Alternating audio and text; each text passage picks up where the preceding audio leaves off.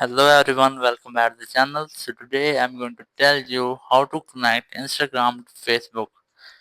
If you are using Facebook and now you want to connect your Instagram ID and Facebook ID combined, so let's see how can you do this.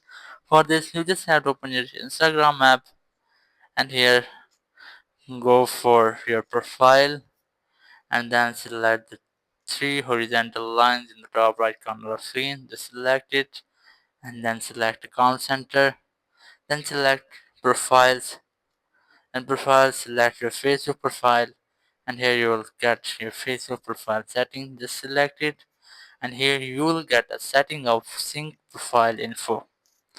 If you will enable this setting, so your all Facebook data will be synced to your Instagram. So just select it and then you just have to tap on sync profile info.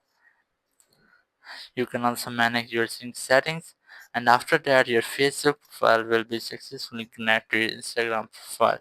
So that's how you can connect Instagram to Facebook. Thank you very much for watching the video. Until next video, bye bye.